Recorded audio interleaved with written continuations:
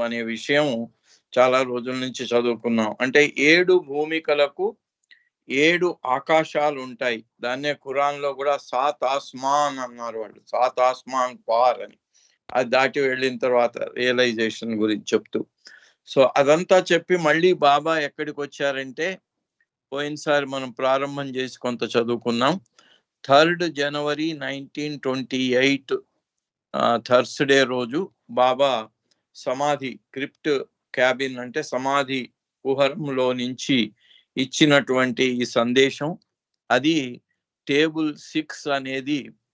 దాంట్లో బాబా ఏం చెప్పారంటే, అంటే అంతకుముందు విషయాలన్నీ చాలా చదువుకున్నాం మనం. మతాల గురించి, కర్మకాండల గురించి ఇవన్నీ మరి ఎంతమంది గుర్తున్నాయేమో తెలియదు. బట్ ఎనీవే అది అయ్యి మళ్ళీ భగవంతుణ్ణి చేరటానికి చేసే ప్రయాణము, దానిలో ఉండే 7 భూమికలు, ఆ 7 భూమికలను అంటుకొని ఉన్న 7 ఆకాశాలు, వాటి గురించి చెప్పి బాబా మళ్ళీ ఇప్పుడు సమప్ చేస్తూ ఇక్కడ బాబా టేబుల్ 6లో ఏం చెప్తున్నారంటే, ఫ్రమ్ ఆత్మ అన్కాన్షియస్ టు ఆత్మ సెల్ఫ్ కాన్షియస్. అసలు ఈ ప్రయాణం అంతా, ఈ ప్రపంచం, ఈ సృష్టి ఇదంతా ఎందుకు వచ్చింది అంటే, ఇది కేవలం అచేతనంగా ఉండే ఆత్మ చైతన్యంతో, పూర్తి చైతన్యంతో నేనెవరిని అనే విషయం గ్రహించటానికి జరిగిన ఈ తంతు. దాన్ని, ఈ ప్రయాణాన్ని అలా చెప్తూ ప్రారంభం ఎక్కడి నుంచి అంటే, అచేతనావస్థలోని ఆత్మ పూర్తి చైతన్యంతో ఓహో నేను పరమాత్మను, ఆత్మ పరమాత్మ రెండు ఒకటే కాబట్టి నేను పరమాత్మను అని తెలుసుకోవటమే దానికి ఇది. దాంట్లో ఈ టేబుల్ 6లో బాబా 2 పార్ట్లు చూపించారు. అంటే ఆ అచేతనంగా ఉన్నది ముందు చైతన్యాన్ని పూర్తిగా సంతరించుకోవాలి. కాబట్టి మొదటి ప్రయాణము పైనుంచి కిందికి అన్నారు బాబా. దాన్నే ఎవల్యూషన్ అన్నాం మనం. అంటే భగవంతుని స్థితిలో, ఎరుకలేని స్థితిలో నుంచి అయినా పైనుంచి కిందికి వచ్చే ప్రయాణం, అది ఎవల్యూషన్ అంటే పరిణామము. అక్కడ మరి నాలెడ్జ్ అంటే ఎరుక, ఈ చైతన్యం మొత్తం, ఈ ప్రయాణం అంతా కూడా చైతన్యమే కదా. చైతన్యం లేని స్థితి నుంచి చైతన్యానికి రావటం, చైతన్యాన్ని నుంచి మళ్ళీ అసలైన చైతన్యానికి వెళ్ళటం. దాంట్లో చూసినట్టయితే ఇక్కడ మెటల్, వెజిటబుల్ అండ్ వామ్స్, ఈ మూడింటిని చూపారు లెఫ్ట్ సైడ్ ఈ టేబుల్లో. ఆత్మనే ఇది, ఇక్కడ ఆత్మ అలాగే ఉంటుంది కానీ ఆత్మ చైతన్యంలో జరిగే మార్పు, ఆ మార్పులో ఎరుక అనేది మొదట ఈ మెటల్ అంటే ఖనిజాల్లో, వృక్షాల్లో, క్రిమి కీటకాదుల్లో ఎరుక ఏమీ లేనట్టే లెక్క అని చెప్తూ బాబా మొట్టమొదటిసారిగా ఫిష్ లో ఫైనైట్ ఇన్స్టింక్ట్ అన్నారు. అంటే ఎరుక అనేది, చైతన్యం అనేది ఎలా ప్రారంభమైంది అంటే, ఫిష్ అంటే చేపల సామ్రాజ్యంలో, ఇది 4వ సామ్రాజ్యం. మొదటిది మెటల్, రాళ్ళు, మెటల్ అవన్నీ మొదటి సామ్రాజ్యం అయితే, రెండవది వృక్ష సామ్రాజ్యం, మూడవది క్రిమి కీటకాదుల సామ్రాజ్యం. అక్కడి నుంచి చేపల సామ్రాజ్యానికి వచ్చి రాగానే ఈ ఎరుక అనేది, జ్ఞానము అనేది మోడ్ ఆఫ్ నోయింగ్ అన్నారు బాబా అక్కడ ఆ టేబుల్లో హెడ్డింగ్ లో. అది ఈ మూడిట్లో ఏమీ లేనట్టే లెక్క. 4వది ఫిష్ లోకి వచ్చేటప్పటికి చాలా పరిమితమైనటువంటి ఇన్స్టింక్ట్ అంటే ప్రవృత్తి, సహజ ప్రవృత్తి. అంటే మామూలుగా ఏమి తెలివి లేని వాడు, మస్తు లాంటి వాడు ఉన్నాడు అనుకోండి, ఆకలి అయిందనగానే వెళ్ళి అంటాడు, కానీ వాడు ఏం చెప్పడు, వాడు దానికోసం తయారు చేయడు. ఆకలి అవుతుంది, నేను అన్నం తినాలి అనేది ఎప్పుడు వాడికి ఎరక ఉన్నప్పుడు దానికోసం చేసే ప్రయత్నం అలాగా ఉంటుంది. కానీ ఇక్కడ ఏం ఉండదు, సహజ ప్రవృత్తి. ఆకలి కాగానే ఆటోమేటిక్గా మిషన్ లాగా వెళ్ళి మిషన్ ఆన్ చేయగానే ఎలా తిరుగుతుందో అలాగా ఈ ఇన్స్టింక్ట్ అనేది ఫిష్ లో ప్రారంభమైంది. ఫిష్ తర్వాత బర్డ్, పక్షుల సామ్రాజ్యంలో కొంచెం అంతకంటే అధికంగా పెరిగింది ప్రవృత్తి, సహజ ప్రవృత్తి, ఇన్స్టింక్ట్. అక్కడి నుంచి ఎనిమల్స్కి వచ్చేటప్పటికి ఇన్స్టింక్ట్, సహజ ప్రవృత్తి అనేది అది పూర్తిగా వికసించింది. ఆ ఎనిమల్స్ అనేది 6వ స్టేజ్. అది అక్కడి నుంచి 7వ స్టేజ్ మనిషి, హ్యూమన్. అక్కడికి వచ్చేటప్పటికి ఇన్స్టింక్ట్, ఈ సహజ ప్రవృత్తే అది బుద్ధిగా మారింది. ఇంటలెక్ట్ అంటే బుద్ధి. అక్కడికి చైతన్యం పూర్తిగా వచ్చిందన్నమాట. కాబట్టి అక్కడి నుంచి కిందికి ప్రయాణం అయింది. భగవంతుని యొక్క ఉన్నతోన్నత స్థితి నుంచి కిందికి ప్రయాణమై చాలా పరిమితమైన స్థాయికి మానవుణ్ణి, నేను ఫలానా అనే అటువంటి ఆ స్థితికి వచ్చి అక్కడ బుద్ధిగా వెలిసిన తర్వాత చైతన్యము అక్కడి నుంచి మళ్ళీ రివర్స్. దాన్ని బాబా సులట్ ఉలట్ అని చెప్పాడు 2 మాటలు. ఇది ఇన్ఫినిట్ ఇంటెలిజెన్స్ లో కూడా బాబా ఈ పదాలను వాడి ఈ ప్రయాణాలను చెప్పటం జరిగింది. సో దాన్ని ఇక్కడ ఉదహరిస్తూ బాబా అన్నాడు, ఇక ఉలట్ అంటే వెనక్కి తిరిగి వెళ్ళటం అన్నమాట. మనం భగవంతుడి నుంచి కిందికి వచ్చాం మాయలోకి, మాయలోంచి మళ్ళీ వెనక్కి భగవంతుడిలోకి వెళ్ళిపోవటం, అది ఉలట్ మార్గం అన్నారు. దాన్ని టర్న్ అబౌట్ టర్న్ అనేది ఇంతకు ముందు మొదట్లో కూడా మనం తెలుసుకున్నాం. ఆ అబౌట్ టర్న్ చేయటం నీ వల్ల కాదు అన్నాడు. దానికి సద్గురువుల కృప కావాలని చెప్పారు బాబా. మనం పాతగా ఇంతకు ముందు చదువుకున్న లెక్చర్స్ లో ఆ సద్గురువు సహాయం ఊరికే చేయడు, ఆయన లోభి. అందుకని ఆయన సహాయం చెయ్యాలి అంటే నువ్వు దేవుణ్ణి, అంటే మరి ఆయన దైవ స్వరూపమే కదా సద్గురువు అన్న, అవతారుడన్నా. ఆయన దైవీ మానవుడైతే వాళ్ళు మానవ రూపంలో ఉన్న దేవుళ్ళు సద్గురువులు. కాబట్టి వాళ్లకు ప్రేమే కావాలి. ప్రేమ నువ్వు ఇవ్వగలిగితే, ప్రేమతో వాళ్ళను సంతృప్తి చేయగలిగితే, వాళ్ళ కృపను పొందితే నువ్వు తిప్పబడతావు వెనుకకి. ఇటు ప్రపంచంలో చేసే ప్రయాణము వెనక్కి తిరిగి దాన్నే ఇన్వల్యూషన్, ఆంతరిక ప్రయాణము అన్నారు. దాంట్లో 7 భూమికలని ఇందాక మనం చెప్పుకున్నది, 7 భూమికల 7 స్వర్గాల గురించి మనం చెప్పుకున్నాం. అక్కడ ప్రారంభమైనప్పుడు ఆ 7 భూమికల్లోది కూడా బాబా చెప్తున్నాడు. దాన్ని రైట్ సైడ్ లో ది పాత్ అన్నారు. దాన్ని మొదటిదేమో ఎవల్యూషన్, ఈ రెండవ పక్క ఉన్నది ఇది ది పాత్. ఆ పాత్ లో 7 భూమికలు. ఆత్మ అలాగే ఉంటుంది, ఆత్మలో ఏం తేడా లేదు. దాని చైతన్యం లో వచ్చేటువంటి ఆ మార్పులను ఇక్కడ చెప్తూ మోడ్ ఆఫ్ నోయింగ్, ఆ చైతన్యం ఎలా పరిణామం చెందుతుంది అంటే మొదటి భూమికలో ఇన్స్పిరేషన్ గా ఉంటుందట, ఆ ప్రేరణ శక్తి. అయితే అది ఇక రెండవ భూమికకు వచ్చేటప్పటికి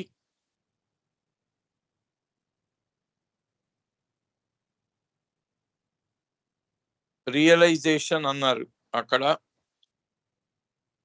అది మూడవ భూమికలోకి వచ్చేటప్పటికి ఇన్సైట్ గా వచ్చింది. 4వ భూమికలోకి వచ్చేటప్పటికి ఇంట్యూషన్, అంతఃప్రేరణ. అది ఆ ఇంట్యూషన్ అనేది లోపల నుంచి అన్ని ప్రశ్న వచ్చినా దానికి సమాధానం వస్తుంది, ఆలోచన వచ్చిందంటే దానికి ఇదిగా ప్రత్యుత్తరం లోపల నుంచి వస్తుంది. మామూలుగా ఇప్పుడు బుద్ధిపూర్వకంగా ఉన్న వాళ్ళము మనకేమైనా సందేహం వచ్చినా, ఏదైనా ప్రశ్న వచ్చినా మనం తెలిసిన వాళ్ళని అడగాలి, లేదా ఒక పుస్తకాన్ని చదవాలి, దాని ద్వారా గ్రహించాలి. గ్రహించిన తర్వాత అర్థమైన దాన్ని నాకు ఇలా అర్థమైంది అని చెప్పాలి. కానీ ఇక్కడ ఇంట్యూషన్ లెవెల్లో ఉండే వాళ్ళకి ఏది చదవాల్సిన పని లేదు, ఎవరిని అడగాల్సిన పని లేదు. అంతరంగంలో వాళ్ళకి ఏదైనా మనస్సులో ఒకటి ఇది వచ్చిందంటే అంతరంగంలో నుంచి దానికి సమాధానము అనుభూతి ద్వారా వచ్చేస్తుంది. దాన్నే ఇంట్యూషన్ అన్నారు. అక్కడి నుంచి ఇంట్యూషన్ వెళ్ళిపోయిన తర్వాత ఇల్యూమినేషన్ అండ్ ఎక్స్టాసీ, అది 5వ భూమికలో. 5వ భూమికలో భగవంతుని యొక్క ఉనికి తెలిసిపోతుంది వాడికి, భగవంతుడే అంతటా ఉన్నాడు అనే అనుభూతి కలుగుతుంది. అదే ఇల్యూమినేషన్. ఇల్యూమినేషన్ అంటే మన కళ్ళతో మనం చూసేది ఏదైతే నిజంగా లేదో ప్రపంచం, దాన్ని చూస్తున్నాం. దీని వెనకాల అసలైనటువంటి ఆ శక్తి ఏదైతే ఉందో, వీటన్నిటికీ ఆధారభూతమైనటువంటి సటిల్ ఎనర్జీ, అది చూడలేం మనం. అది ఇక్కడ 5వ భూమికలో వాడు నిజంగా చూడగలిగినందువల్ల అతనికి ఎంతో తెలియరానటువంటి ఎక్స్టాసీ అంటే తన్మయత్వం, ఆనందం వస్తుందన్నమాట. ఇక 6వ భూమికలోకి వెళ్ళిన వాడికి అక్కడ డివైన్ సైట్, అది అక్షరాలు సరిగ్గా కనబడటం లేదు నాకు, బట్ డివైన్ సైట్ అంటే 6వ భూమికలో ఉండేవాడి స్థితి మనం చదువుకున్నాం ఇంతకు ముందు.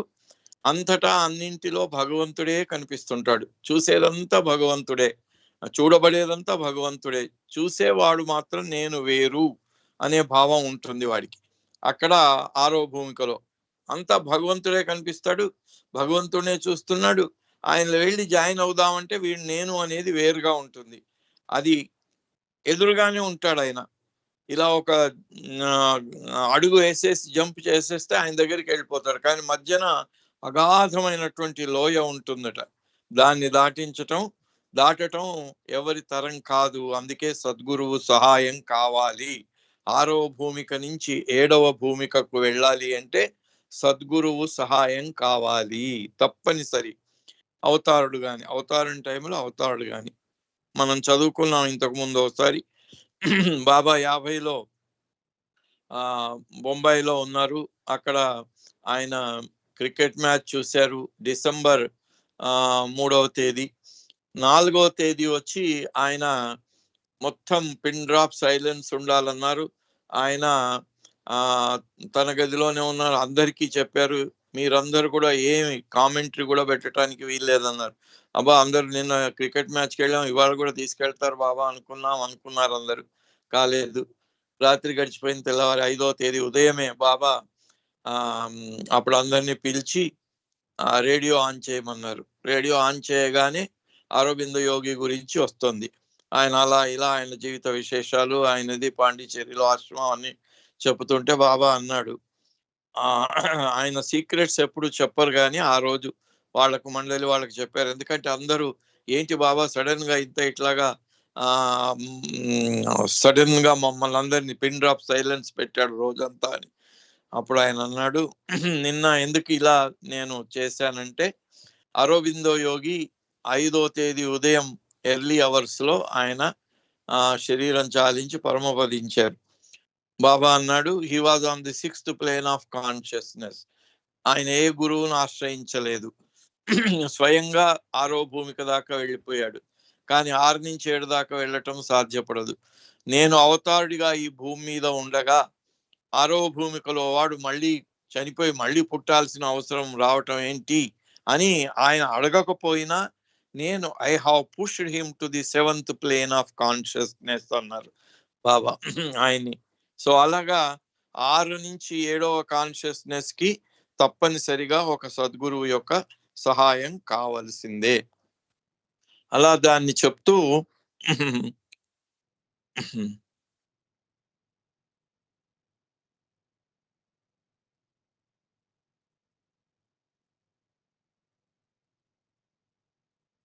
బాబా అది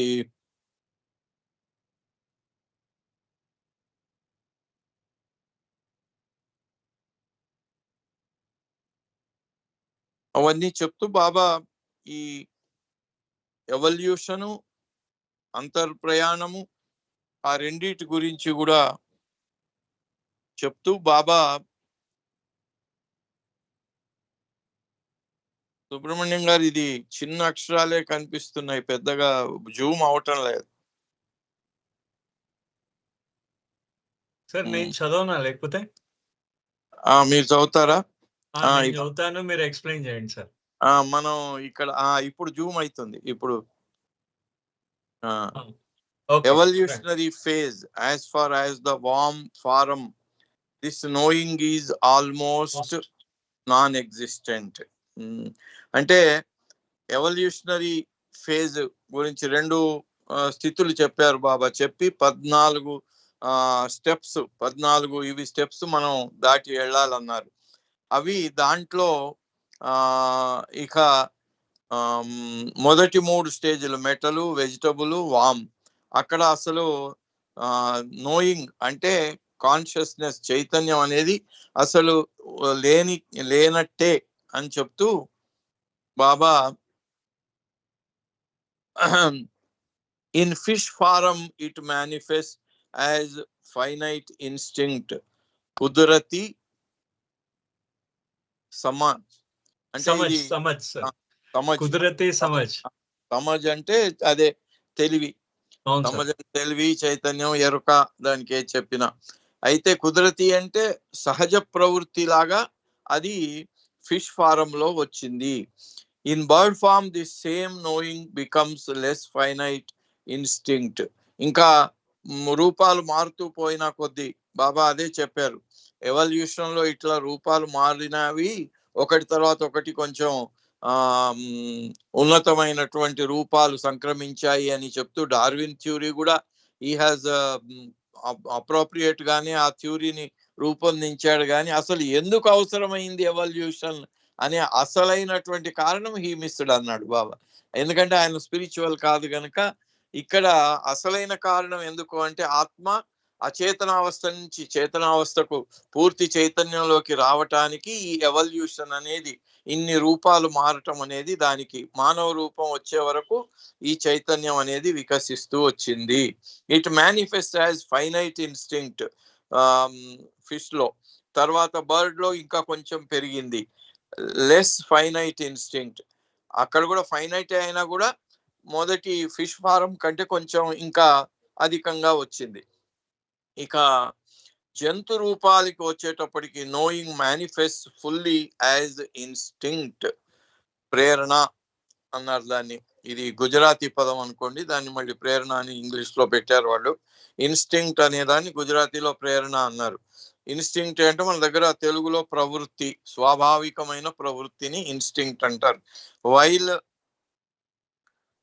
in human form it has developed into intellect or buddhi with full consciousness. ఇక్కడ చైతన్యం పూర్తిగా వచ్చింది. చైతన్యం అంటే ఎరక పూర్తిగా వచ్చింది. ఆ వచ్చిన ఎరకను ఇంతకు ముందు జంతు రూపాల దాకా దేన్నైతే ఇన్స్టింక్ట్ అంటే ప్రవృత్తి, స్వాభావిక ప్రవృత్తి అన్నామో అది ఇంటలెక్ట్ అంటే వీడి బుద్ధి వికసించి పూర్తిగా చైతన్యం వచ్చేసింది మానవ రూపంలో. Throughout this entire process, the knowing differs and varies in accordance with the form through which it manifests itself. ఇది ఇలా ఈ ఎరుక అనేది పెరుగుతూ చైతన్యం పెరగటానికి రూపాల ద్వారానే అది సాధ్యమైంది. అలా రూపాల పరివర్తనను మనం పరిణామ క్రమము అనే విధంగా చెప్పుకోవటం జరిగింది. అందుకని మానవ రూపం వచ్చే వరకు ఇది వివిధ స్థాయిల్లో పెరుగుతూ పోయి ఈ చైతన్యం అనేది మానవ రూపం వచ్చే వరకు పూర్తిగా వచ్చింది. ఆ చైతన్యం పనిచేసే దాని సాధనం దానికి అది బుద్ధి అనేది వచ్చింది అక్కడ. So here Shri referred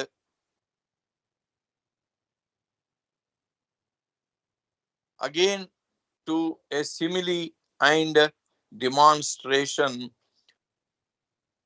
which he had given on an earlier day, in which an object was viewed through a hole in a piece of cardboard. The sight which one sees changes according to the size of the hole through which one is looking, he resumed. అయితే ఇక్కడ బాబా అంతకు ముందే ఒక lecture లో ఇచ్చినటువంటి ఉదాహరణను చూపి, ఒక కార్డ్బోర్డు మనకు అడ్డంగా పెట్టుకొని, మనకు ఎదురుగా ఉన్నది ఏది కనబడకుండా అడ్డంగా కార్డ్బోర్డు పెట్టుకొని దాంట్లో హోల్స్, చిన్న హోలు, దానికంటే పెద్ద హోల్, దానికంటే పెద్ద హోల్ చేసి చూసినట్టయితే, చిన్న హోల్లోంచి చూసినప్పుడు బయట కనిపించేదంతా కూడా చాలా చిన్నగా కనిపిస్తుందట. పెద్ద హోల్లోంచి పెద్దగా కనిపిస్తుంది, అంతకంటే పెద్ద హోల్లోంచి ఇంకా పూర్తిగా కనిపిస్తుంది అన్నమాట. అంటే చైతన్యం అనేది ఇక్కడ ఎరుక అనేది ఎలాగైతే పరిణామ క్రమంలో వృద్ధి పొందుతూ వచ్చిందో, అది ఏ లెవెల్లో ఉంటే ఆ చూడటం కూడా, దాని ద్వారా చూడటం అనేది దాని ద్వారా ఆ రూపంలో చేసేది కూడా అలా పరిమితంగానే ఉంటూ వచ్చింది అనే విషయాన్ని బాబా అక్కడ ఆ ఉదాహరణను మళ్ళీ ఉదాహరించి చెప్పటం జరిగింది. Now in the human form, if the atma has not yet turned, and by this I mean the turning of the mind towards the plains marg. అయితే నిజానికి ఆత్మకి ఎప్పుడైతే పూర్తి చైతన్యం వచ్చిందో, ఆత్మ ఎప్పుడైతే పూర్తిగా బుద్ధి వికసించి దేన్నైనా చూసి అర్థం చేసుకునే స్థితికి వచ్చిందో మానవ రూపంలో, వెంటనే అది అసలైన మార్గంలోకి వెళ్ళిపోవాలి, కానీ వెళ్ళిపోలేదట. అందుకే దాన్ని ఇక్కడ బాబా చెప్తున్నాడు, ఆత్మ ఇక్కడ మానవ రూపంలోకి రాగానే అది అసలైన మార్గంలోకి, అంతర్గత మార్గంలోకి, అంతర్ముఖ ప్రయాణంలోకి వెళ్లకుండా కేవలం బాహ్య ప్రయాణంలోనే ఉన్నప్పుడు it has to take birth and rebirth again and again, all of this within the final limit of the human and the forms below it. అయితే ఇక్కడ అది ఆంతరిక ప్రయాణంలోకి ఎంటర్ కాకుండా ఉన్నప్పుడు, ఇది ఇక్కడనే మానవ జన్మలో మళ్ళీ పునరపి మరణం పునరపి జననం, మళ్ళీ మళ్ళీ పుట్టి ఈ శరీరాన్ని, మానవ శరీరం, ఇంకా అంతకంటే మించిన శరీరం లేదు కాబట్టి మానవ శరీరం దాకా రాతి స్థితి నుంచి రకరకాలైన రూపాలను పొందుతూ వచ్చింది. ఒక రూపం తర్వాత ఇంకొక రూపం, అదే రూపం మళ్ళీ మళ్ళీ ఉండదు పరిణామ క్రమంలో. మానవ రూపంలోనే ఇది పరిణితి పూర్తిగా చెందినటువంటి రూపం, చైతన్యం పూర్తిగా వికసించిన రూపం, బుద్ధి పూర్తిగా వికసించిన రూపం. ఆ బుద్ధికి వీటికి రెండిటికి కావలసిన మాధ్యమం మనస్సు పూర్తిగా వికసించినటువంటి రూపం. కనుక ఇక్కడ మళ్ళీ మళ్ళీ మానవుడుగానే పుట్టటం జరిగింది. ఎందుకంటే దాని కారణం కూడా ముందు చెప్తారు బాబా. అయితే ప్లేన్స్ లోకి వెళ్లకుండా, అంతర్గత ప్రయాణంలోకి వెళ్లకుండా, ఎప్పుడైతే మానవుని జన్మ అంతర్గతం కాకుండా అసలైన మార్గంలోకి పోకుండా బాహ్యంగానే ఈ ప్రపంచంలో మాయలో మునిగిపోయిందో, it has to take birth and rebirth again and again, మళ్ళీ మళ్ళీ ఈ మానవ రూపాన్నే ధరించి చావు పుట్టుకలు, జనన మరణాలు అనే సైకిల్లో పునర్జన్మ క్రమము అన్నాము. అందుకే దాంట్లో తిరగవలసి ఉంటుంది. All of this within the final limit of the human and the forms below it. అయితే మానవ రూపం వచ్చేదానికంటే ముందు వచ్చినటువంటి ఆ రూపాలు, వాటి ద్వారా వచ్చిన దీని ద్వారా ఇక్కడ ఉంటుంది. ఇది ఎందుకు ఉండాల్సి వస్తుంది అంటే, that is not proceeding towards the plains. Atma goes on turning through any of the 7 forms like an ox in an oil mill. అయితే ఒక గానుగలు ఉండేవి మాకు చిన్నప్పుడు, కూడా వెళ్ళి గానుగ దగ్గర కూర్చొని ఆయిల్ తెచ్చేవాడిని. ఆ గానుగ కట్టిన ఎద్దు గిరగిర అక్కడనే తిరుగుతూ ఉంటుంది, ఎంత తిరిగినా కూడా అక్కడే ఉంటుంది. అదే ఓ బండి కట్టినా లేదా ఒక నాగలి కట్టినా అది ఎంతో దూరం, నాగలితో అయితే ఎంతో దూరం దున్నుతుంది, బండి కడితే ఎంతో దూరం బండిని లాక్కెళ్తుంది, ప్రోగ్రెస్ ఉంటుంది. కానీ ఇక్కడ మానవ జన్మలో ఈ రీఇన్కార్నేషన్ ప్రాసెస్ లో గానుగెద్దులాగా ఉన్న చోటనే తిరగటం అన్నమాట, ముందుకు వెళ్ళటం లేదు, అక్కడే ఉంటుంది. ఆయిల్ మిల్లో గానుగకు కట్టిన ఎద్దులాగా మానవ జీవితంలో పునర్జన్మ క్రమంలో ఉండే ఆత్మ అలా గానుగెద్దులాగా ఉంటుందట. Throughout this reincarnationary cycle, ఆత్మ ఇక్కడ ఈ రీఇన్కార్నేషన్ సైకిల్లో ఆత్మ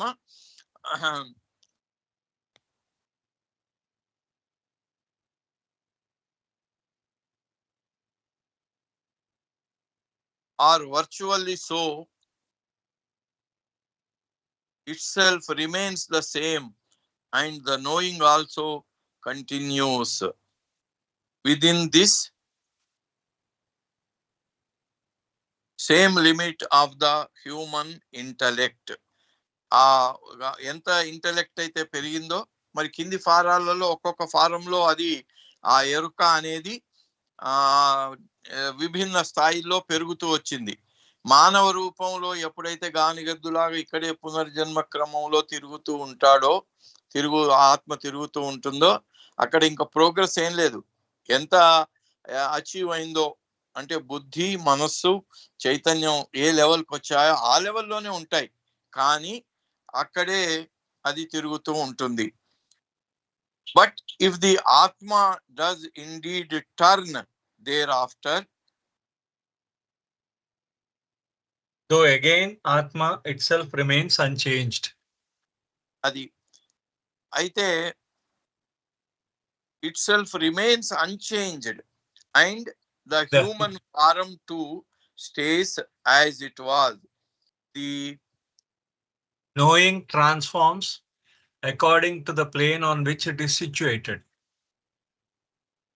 అయితే ఈ ఆత్మ పునర్జన్మ క్రమంలో ఉన్నప్పుడు ఎంత చైతన్యం ఉందో, ఎంత ఇది ఉందో అక్కడనే తిరుగుతూ ఉంటుంది, ముందుకు వెళ్ళదు. అలాగే పైకి వెళ్ళినప్పుడు మాత్రం ఏ భూమికకి వెళితే ఆ భూమికలో ఉండేటువంటి దాన్ని అనుభవిస్తుంది. కానీ ఇక్కడ మానవ రూపంలో ఉన్నంత వరకు అక్కడి ఇది ఎందుకు దీనికి అంటే కింద చెప్తారు సంస్కారాల వల్ల ఇది జరిగేది అనేది. For example, in the first plane, though both Atma and the human form remain as they were when the soul was gross conscious, the knowing which had been intellect becomes inspiration. అలాగే ఎప్పుడైతే ఇక turn అంటే ఉలట్ మార్గం, భగవంతుని వైపు వెనక్కి వెళ్ళే, భగవంతుడి నుంచి కిందికి మాయలోకి రావటం, మాయలోంచి మళ్ళీ వెనక్కి భగవంతుడిలోకి వెళ్ళటం అనే విధంగా బాబా సులట్ అండ్ ఉలట్ మార్గం అని చెప్పారు. ఈ ఉలట్ మార్గం ఎప్పుడైతే టర్న్ తీసుకొని ఈ ప్రపంచంలోంచి మళ్ళీ రియాలిటీకి వెళ్ళిపోయే ప్రయాణం ఎప్పుడైతే ప్రారంభం అవుతుందో, మొట్టమొదటి ప్లేన్లోకి వచ్చేటప్పటికి మానవ రూపంలో ఉండేటువంటి బుద్ధి తర్వాత అది ఏ లెవెల్కి మారుతుంది అంటే ఇన్స్పిరేషన్. దాన్ని ఆ బుద్ధే ఉంటుంది, చైతన్యము ఆ బుద్ధిలో ఎంత ఇది వస్తుంది అంటే ఇన్స్పిరేషన్. మామూలుగా ప్రపంచంలో ఉన్నప్పుడు మనం వీటి వల్ల బంధింపబడి ఉంటాం. ఇప్పుడు ఎలాగ ముందు బాబా చెప్పబోతారు అక్కడ తర్వాత వస్తుంది, కానీ ఈ మానవ రూపంలోనే ఇలా గానిగెద్దులాగా తిరగటం ఎందుకు అంటే బికాస్ ఆఫ్ సంస్కారాస్. మనం ఎప్పటి వరకు పాత సంస్కారాలను ఖర్చు చేసుకోవటానికి చేసే ఈ ప్రయత్నంలో పునర్జన్మ క్రమంలో మనం చేసిన ప్రతిదానికి కొత్త సంస్కారాలు వస్తాయి. కాబట్టి కొత్త సంస్కారాలు రావటం మూలాన ఇంకో జన్మకు తయారైపోతుంది అన్నమాట. ఇంకో జన్మ తయారైపోతుంది కొత్త సంస్కారాల వల్ల. అలా ఎప్పటిదాకా జరుగుతుంది అంటే వద్దు, నాకు ఇంకేం వద్దు, నన్ను నీ వైపుకే తీసుకెళ్ళు, నాకు ఈ ప్రపంచంతో పని లేదు. దాని కేశవ నారాయణ నిగమ్ మెహర్ చాలీసాలో అంటాడు, దునియా దౌలత్ మాల్ ఖజానా తుమర పాయి ఠుకురావు. అంటే ఈ ప్రాపంచిక సంపదలు అంటే ఈ మానవ జన్మలో గానుగెద్దులాగా తిరగటం ఎందుకు అవుతుంది అంటే ప్రాపంచికమైనటువంటి సంపదల మీద, ప్రాపంచికమైన విషయాల మీద ఎంత ఆసక్తి ఉండి ఎంత మమకారం ఉన్నంత వరకు ఈ గానుగెద్దులాగా తిరుగుతూ ఉండటమే. ఎప్పుడైతే ఆ వ్యామోహం తగ్గుతుందో, ఆయన కేశవ నారాయణ చెప్పినట్టు దునియా దౌలత్ మాల్ ఖజానా తుమర పాయి ఠుకురావు, నీ కాళ్ళ దగ్గరనే నేను పడేస్తాను, నాకు వాటితో ఏమి సంబంధం లేదు అన్నప్పుడు టర్న్ అన్నమాట. టర్న్ అంటే ప్రపంచం నుంచి పరమాత్ముని వైపుకు టర్నింగ్. అది ఆ టర్నింగ్ అవగానే మొదటి భూమిక ప్రారంభం అవుతుంది. ఆ మొదటి భూమికలోకి వెళ్ళగానే అక్కడ ఈ మానవ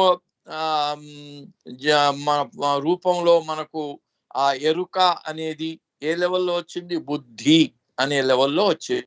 ఆ బుద్ధి ఇక్కడ ఇట్ విల్ బికమ్ ఇన్స్పిరేషన్. వాడికి అన్ని ఇన్స్పైర్ అవుతూ ఉంటాడు. ఎందుకు, మనకు మరి మొదటి భూమిక అది మామూలుగా గ్రాస్ మనం భౌతిక ప్రపంచంలోనే స్థూల ప్రపంచంలో ఉన్నట్టే ఆ మన రూపం యొక్క మానవ రూపం యొక్క చైతన్యం ఉంటుంది, ఎరుక ఉంటుంది, ఇంకా సగం సగమే. కానీ ఇన్స్పిరేషన్ లోపల నుంచి ఏదో తెలియని అటువంటి ఆనందం కలుగుతూ ఉంటుంది. దాన్నే బాబా మనకు ప్లేన్స్ లో చెప్పడం జరిగింది. డివైన్ మ్యూజిక్, డివైన్ ఆ సంగీతాలు, అవి దృశ్యాలు కనబడటము అని. దానివల్ల ఈ ఇన్స్పిరేషన్ ఏదో కొత్త విషయం, కొత్త అనుభూతి కలుగుతుంది అని దాంతో కలిగినటువంటి ఇన్స్పిరేషన్ లోకి ఇంటలెక్ట్ అనేది ఇన్స్పిరేషన్ గా మారిపోతుంది. నా what we call inspiration comes in two kinds, the worldly and material inspiration and divine inspiration. ఎందుకంటే ఇక్కడ మొదటి భూమికలో సగం స్థూలం, సగం సూక్ష్మం, రెండిటి కలయిక. పూర్తిగా సూక్ష్మ ప్రపంచంలోకి వెళ్ళిపోలేదు, ఇక్కడ పూర్తిగా స్థూల ప్రపంచంలో ఉండలేదు. అది అక్కడి నుంచి అటు వెళుతూ వెళుతూ ఉంది. కాబట్టి మరి దేవాలయంలోకి వెళ్ళేటప్పుడు గర్భగుడిలోకి వెళ్లకుండా అంతరాలయం అని వస్తుంది మధ్యలో ఒకటి, అది దాటిన తర్వాతే గర్భగుడిలోకి వెళ్తాం. ఆ అంతరాలయంలో ఇటు ముందుండేటువంటి మండపము, అటు లోపల ఉండే గర్భగుడి, రెండింటికి మధ్యలో ఉంటుంది అనమాట. అలా ఈ మొదటి భూమిక కూడా అటు సూక్ష్మం కాదు, ఇటు స్థూలం కాదు, రెండిటి యొక్క కలయిక ఉంటుంది. కాబట్టి ఇక్కడ ఇన్స్పిరేషన్ అనేది రెండు రకాలుగా ఉంటుంది. ఒకటి స్థూల ప్రపంచానికి చెందింది అయితే, ఇంకొకటి దివ్యత్వానికి చెందినటువంటిది, ది డివైన్ ఇన్స్పిరేషన్. కాబట్టే ఆ ఇన్స్పిరేషన్ వల్ల అతనికి తెలియకుండానే భౌతికమైనటువంటి కళ్ళతో మామూలు వాళ్ళకి కనబడిన దృశ్యాలు చూస్తాడు. చెవులతో ఆ సంగీతం, ఆ దివ్య సంగీతం, మామూలు సంగీతం కాదు, అది వింటూ ఉంటాడనమాట. Worldly inspiration is what poets, philosophers and great thinkers access. By contrast, the divine inspiration of the first plane is of a sort that has some real knowledge in it. मान जाए ताए थोड़े ज्ञान रहते. అది గుజరాతీలో చెప్పండి, గుజరాతీ వర్డ్ సార్. సరే, ఇక్కడ బాబా అంటే ఆ పైకి అంటే స్థూలం నుంచి సూక్ష్మానికి వెళ్ళే ఈ మధ్య స్థితి, దాన్ని వర్ణించి చెప్తూ, ఇది ఏదైతే దీంట్లో రెండు రకాలు ఉంది. మొదటి భూమికలో ఉండేవాడు ఇంటలెక్ట్ అంటే బుద్ధి నుంచి ఇన్స్పిరేషన్, ప్రేరణకు వెళుతున్నాడు. వెళ్ళేటప్పుడు దాంట్లో రెండు రకాలైనటువంటి అనుభవాలు ఉంటాయి. ఒకటేమో ఆ ఇన్స్పిరేషన్ ప్రపంచంలో ఉండే విషయాల మీద కూడా వాటి వెనకాల దాగి ఉన్నటువంటి, వాటి ద్వారా వాటి వెనకాల దాగి ఉన్నటువంటి సూక్ష్మమైనటువంటి వాటి ఉనికి వైపు వెళ్తుంది. ఇది కవులు, అందుకే కవులకు ఒక పేరు ఉంది కదా, రవిగానని చోటు కవిగాను అని. సూర్యుడు కూడా చూడలేంది కవులు చూస్తారు అని. ఇక్కడ బాబా కూడా అది చెప్తున్నాడు. ఈ ఇన్స్పిరేషన్ లో రెండు పార్ట్స్ ఉన్నాయి. ఒకటి ప్రాపంచికమైనటువంటిది, రెండవది దివ్యత్వానికి చెందింది.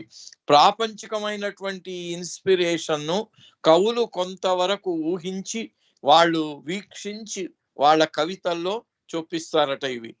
తర్వాత రెండవది దివ్యత్వం మాత్రం వాళ్ళకి గ్రేట్ థింకర్స్ అని, ఇంకా వాళ్ళు ఆధ్యాత్మిక మార్గంలో ప్రవేశించకపోయినా వాళ్ళకి వాళ్ళ బుద్ధి ఆ లెవెల్కి వెళ్తుంది అనమాట. It can touch. ఆ ఇన్స్పిరేషన్ అనేది ఎప్పటి వరకు అది ప్రాపంచికమైన విషయాల మీద కేంద్రీకృతమై ఉంటుందో అక్కడి వరకు కవుల యొక్క మేధాశక్తి, ఊహాశక్తి అక్కడికి వెళ్ళిపోతుంది అనమాట. By contrast, the divine inspiration of the first plane is of a sort that has some real knowledge in it. అయితే ఈ రెండవది దివ్యత్వానికి చెందినటువంటి మొదటి భూమికలో ఉన్నవాడికి చెందినటువంటి ఈ ఇన్స్పిరేషన్, ప్రేరణాత్మకమైనటువంటి అనుభూతి ఏదైతే ఉందో అది నిజమైనటువంటి జ్ఞానానికి sort. Plane is of a sort that has some real knowledge in it. దాంట్లో కొంచెం సత్యమైనటువంటి జ్ఞానానికి చెందినటువంటి విషయం అక్కడ కొంచెం అందుబాటులోకి వస్తుందన్నమాట. మంజే ఇది మరాఠీ అనుకుంటా. మంజే క్యా తోడే ज्ञान रहते జ్ఞాన్ రాతే. ఇది ज्ञान మరాఠీ, रहते. గుజరాతీ కాదు మరాఠీ. Okay. సో అయితే వాడికి కొంచెం ఆ జ్ఞానం ఉంటుంది, నిజమైనటువంటి సత్యమైన జ్ఞానానికి చెందినటువంటి కొంత ఇది వాడికి అక్కడికి అందుబాటులోకి వస్తుంది అని బాబా చెప్పటం. అవతార్ మెహర్ బాబా కీ జై. 3 నిమిషాలే ఉంది కనుక ఇక్కడికి ఆపేద్దాం. అవతార్ మెహర్ బాబా కీ జై. జై బాబా శర్మ గారు. జై మెహర్ బాబా అండి. క్రియేషన్ అండ్ ఇట్స్ కాల్స్ మీద చక్కగా వివరణాత్మక విషయాన్ని తెలియజేశారు చక్కగా. జై మెహర్ బాబా మీకు.